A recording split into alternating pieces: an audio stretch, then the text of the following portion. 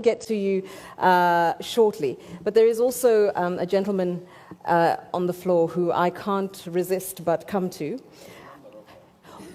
Yes, and I'm going to start with you, former President Mbeki.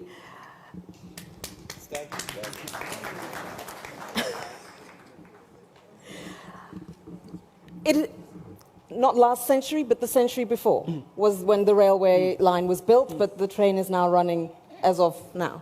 So it took 100 years for us to get here.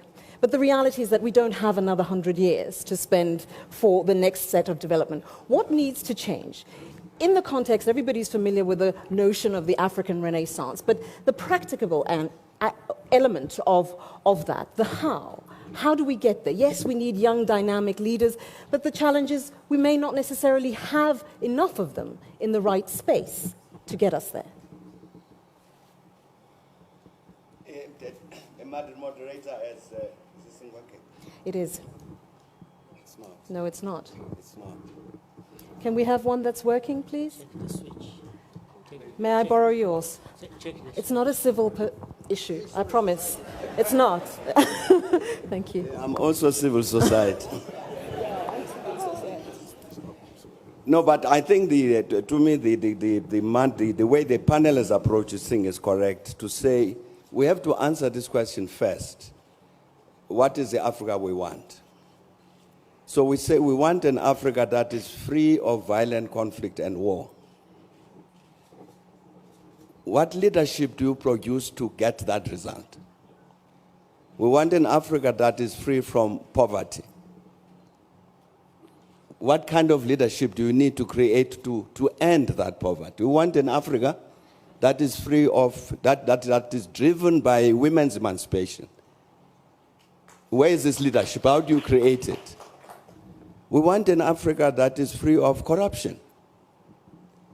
How do you produce this leadership that is not corrupt? Now, these are the questions I took to answer, these practical things that President Kagame was talking about. And it's not an easy question to answer. But I think critically, and we were discussing this thing yesterday, critically, we need a critical self-assessment of ourselves as Africans. To say, as President Kagame was saying, we've been discussing this thing about the quality of leadership, challenges we face for a very long time. But when have we sat down to say, now let us assess, no, you Thabo Mbeki, were president of South Africa for so long. Let's assess your performance. Did you provide this kind of leadership that is suitable for this Africa that we want? Where did you go wrong? We got the African peer review mechanism, which President Obasanjo can speak about. That's part of what it was supposed to do, so that we sit as peers to say, no, but the President, you are misbehaving.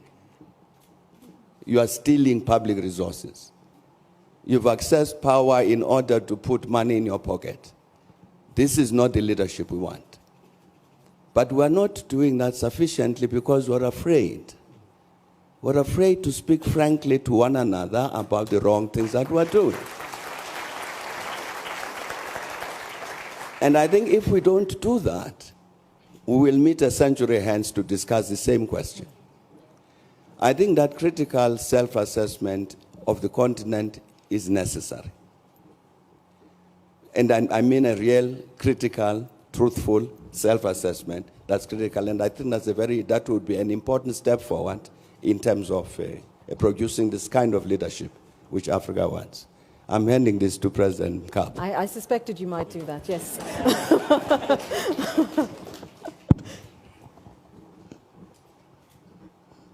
What a cruel gesture, Thabo.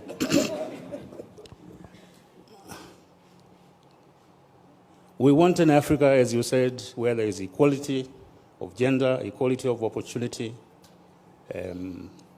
promise of a good, healthy life, promise of an educated society, promise of a leadership that thinks more about service than being served. We want all of that, borders to be removed and so on. Why don't we have it? My answer is very clear. Because you have a selfish leadership.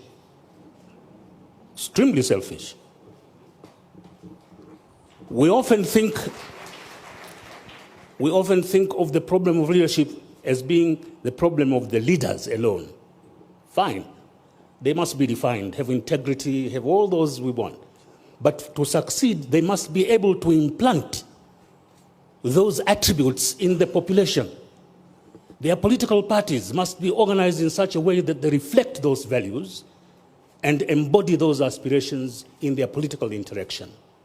If they don't, you have trouble. We are multi-ethnic societies. What basic values have we embodied in these societies? Equality? Or is it diversity? How do you convert diversity into strength rather than diversity as a cause for war and internecine fighting? Can it be done? It can be done. It's been done in centuries before, in Europe and elsewhere. Why can't it be done in Africa? But we don't have the will because we are selfish. We are concerned of the here and now in the seat I am in. That's wrong. We have, it's ironical that you have a continent with the best natural resources of any others as of today, but they are being exploited for the sustenance of those who enslaved us and continue exploiting us rather than being exploited for our own emancipation. Why? Because you have a leadership that does not recognize the degree of present-day enslavement, economic enslavement, and the necessity for emancipation. It's ironical. We talk about development, but we don't stop in time to define what development in our kind of situation is. One of the greatest reasons of admiration for this country, for instance, is the fact that you have here a universal system of health and education delivery. Now that is development. Rwanda is more developed than any of these Western countries in this regard, where you have assured health and education delivery. So we really must rethink where we are, why we are what we can be, and how we can. I agree, women, youth, and all those things. But internally, the fault is in us, dear Brutus, not in our stars. Thank you.